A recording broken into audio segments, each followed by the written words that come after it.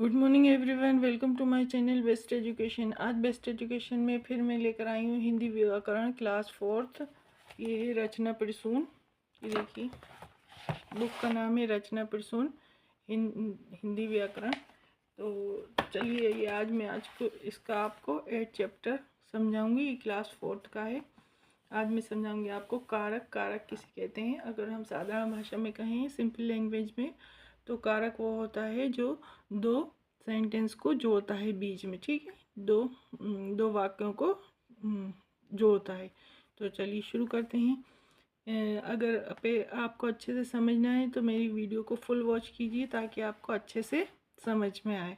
ठीक है, और लाइक से शेयर सब्सक्राइब करना ना भूलें, जिससे कि मुझे मोटिवेशन मिलता है कि मैं और वीडियोस बनाऊं आपके लिए पढ़ने की। तो ठीक है, चलिए शुरू करते हैं। ये क्या लिखा है? निम्नलिखित चित्रों को देखिए और उनके नीचे लिखे वाक्यों को पढ़िए।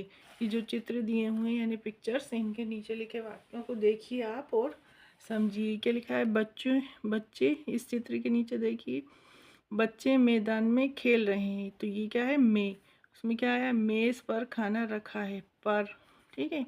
रीना सजयश को राखी बांध रही है। इसमें क्या आया? को।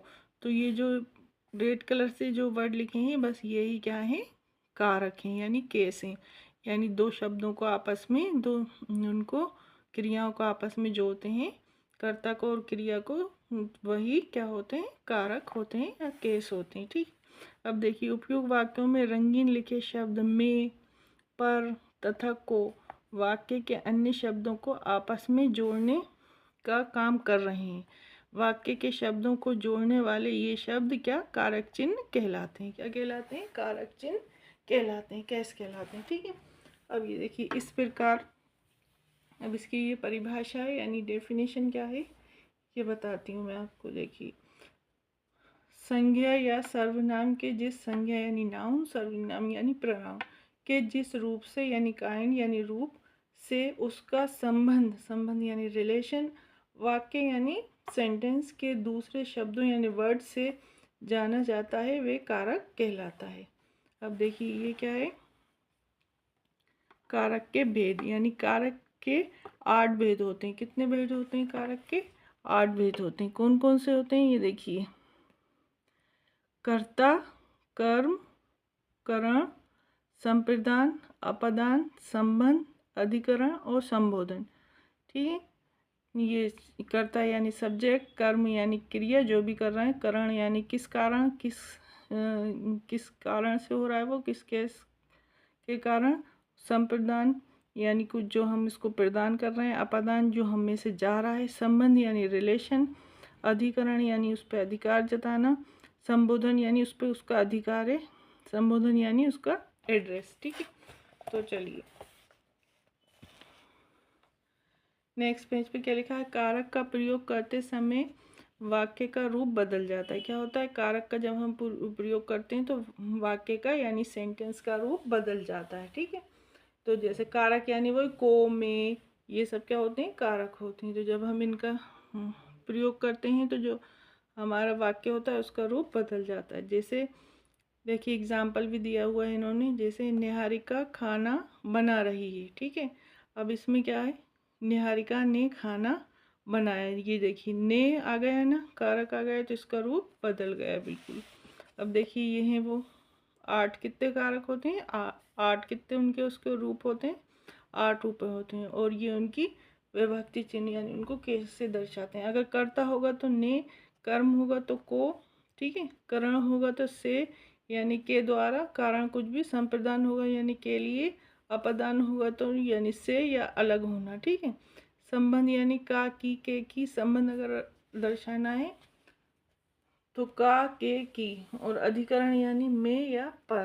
ठीक है, और संबोधन यानी हे या अरे। ठीक है, वाक्य में कारक चिन्हों का प्रयोग निम्न प्रकार से होता है। देखिए, कर्ता में राम ने पाठ याद कर लिया। ठीक है, तो ये जो ने है ये ही हमारा कारक चिन्ह है। ठीक है, इसमें पूछते हैं इसमें कारक क्या है एक्सरसाइज में, अभ्यास में, तो हम ये बता सकते हैं इसमें ने। कर्म, माँ ने राज को पुरस्कृत किया। इसमें को, करण में राघव कार से विद्यालय जाता है। ठीक है, कहाँ कोई कारक कर रहे हैं ना हो तो से। संप्रदान में पिताजी विभोर के लिए साइकिल लाए। ठीक है, अपदान में पेड़ से पत्ते गिर रहे हैं। संबंध समझ रहे होंगे आप वाक्य से, इनका मतलब क्या होता है, संबंध।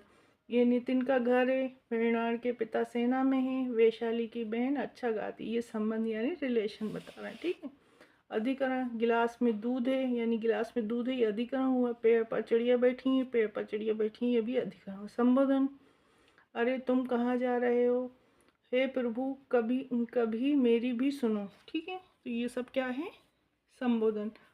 अब देखिए turn on the page, next page पे देखते हैं क्या है। नेक्स्ट पेज पे है आपका,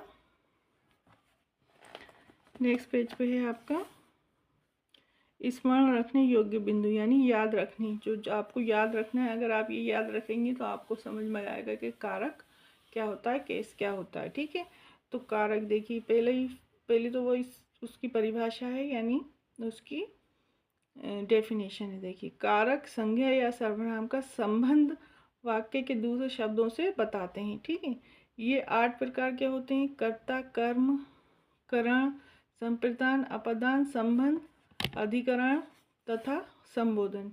कारक का प्रयोग करने पर संज्ञा तथा सर्वनाम का रूप बदल जाता है। ये मैंने आपको सब पढ़ाया है, अभी अच्छे से समझाया है ये। तो बस आज के लिए इतना ही, कल हम ये इसका अभ्यास करेंगे। ठीक है, इसके पूरा जो अभ्यास में आया वो करेंगे। आज की वीडियो में बस इतना ही। अगर आपको मेरी वीडियोस पसंद आ रही हैं तो प्लीज़ लाइक, शेयर और सब्सक्राइब ज़रूर कीजिए। नेक्स्ट वीडियो तक बाय बाय, अल्लाह हाफिज़। फिर मिलेंगे, अल्लाह हाफिज़।